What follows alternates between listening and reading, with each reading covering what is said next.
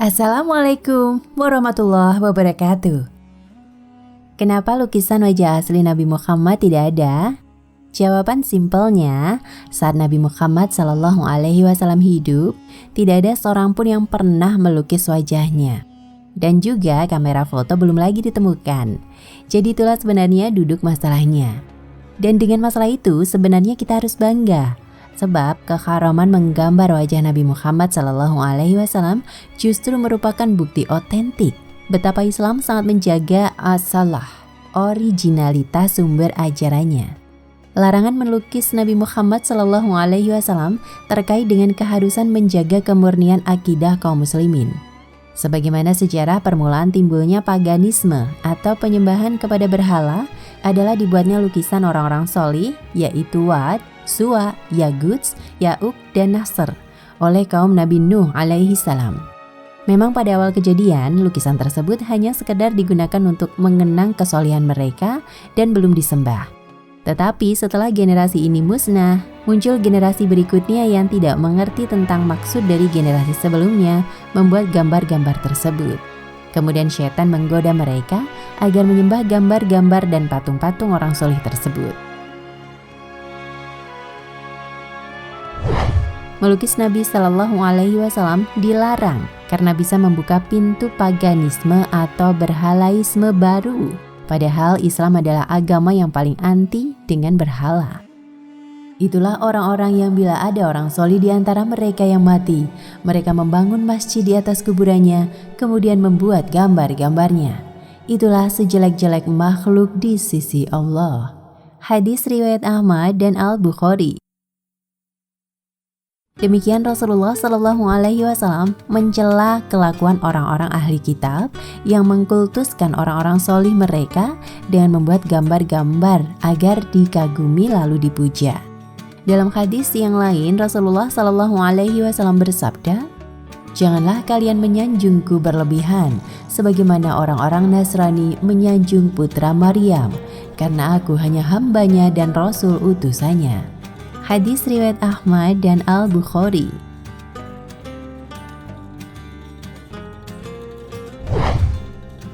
Masih banyak sebab yang lainnya dari larangan Rasulullah SAW. Di antaranya penggambaran diri Rasulullah SAW akan membuka peluang untuk perbuatan penistaan terhadap pribadi beliau. Sebagaimana seseorang yang benci kepada orang lain, namun karena tidak mampu melampiaskan kebenciannya secara langsung, mereka lantas membuat serentetan penistaan terhadap gambar atau foto orang yang dia benci. Apakah akan dia ludahi, atau dia injak-injak, atau dia sobek-sobek, atau dia bakar, atau dibikin karikatur yang bernuansa pelecehan dan sebagainya. Dengan tidak dilukisnya gambar Rasulullah SAW, maka tidak mungkin seseorang yang kafir atau fasik mampu membuat gambaran wajah Rasulullah SAW, karena hanya orang-orang yang benar imannya saja yang bisa melihat. Barang siapa melihatku di dalam mimpinya, sesungguhnya dia benar-benar melihatku, karena syaitan tidak mungkin menyerupai bentukku. Hadis riwayat Ahmad, Al-Bukhari, Muslim, Abu Daud, Ibnu Majah, dan Ahmad.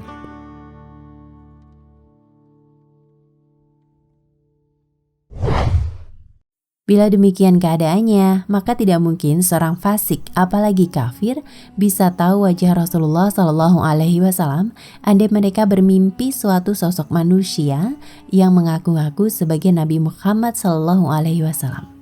Maka dapat dipastikan bahwa sosok itu adalah syaitan. Maka meski tidak mungkin menyerupai bentuk Rasulullah SAW, tetapi syaitan bisa saja mengaku-aku sebagai Rasulullah. Lalu bagaimana kita mengetahui kalau sosok yang mengaku Rasulullah di dalam mimpi kita adalah benar-benar asli Rasulullah SAW? Caranya adalah dengan dicocokkan dengan hadis-hadis syamail yang sahih, yaitu hadis-hadis yang bertutur tentang ciri-ciri Rasulullah SAW.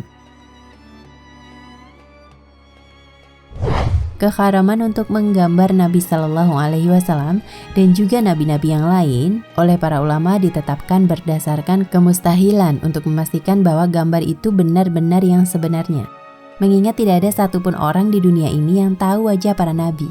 karena tidak satu pun yang saat para nabi hidup itu hingga sekarang ini masih hidup.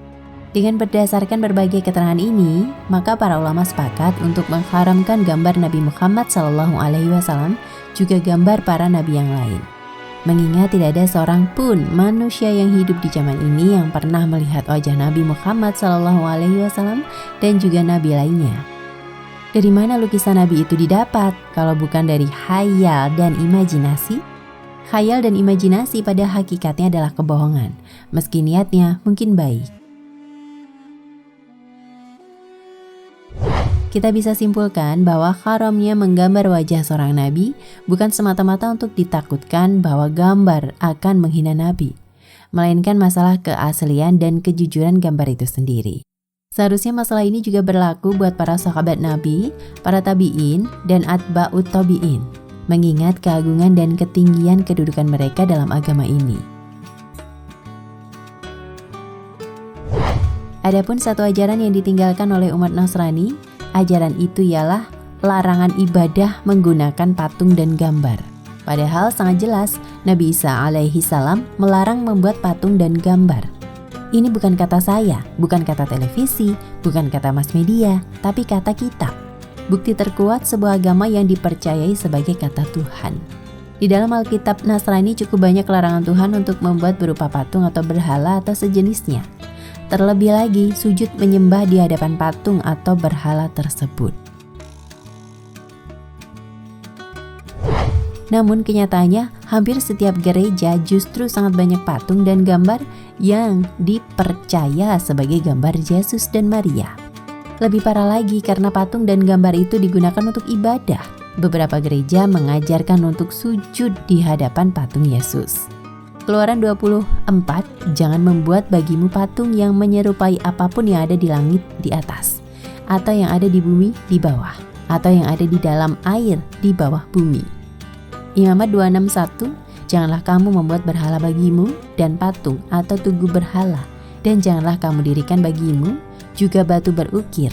Janganlah kamu tempatkan di negerimu untuk sujud menyembah kepadanya, sebab akulah Tuhan Allahmu.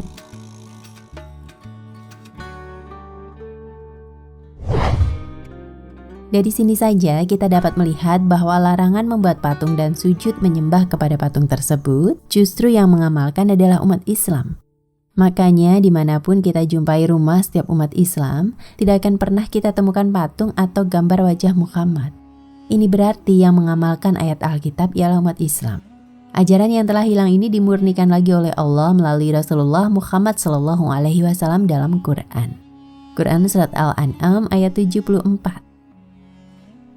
Dan di waktu Ibrahim berkata kepada bapaknya, Azar, pantaskah kamu menjadikan berhala-berhala sebagai Tuhan-Tuhan?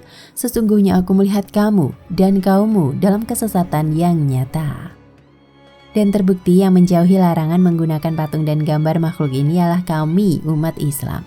Sedang umat Nasrani malah melanggar apa yang dilarang Tuhan. Para nabi terdahulu dan Nabi Isa alaihi salam sendiri dalam perjanjian lama dan perjanjian baru. Orang Nasrani sering sekali mencemooh umat Islam adalah antikristus. Dalam hal ini penentang ajaran Yesus. But let's see, who is the real Antichrist?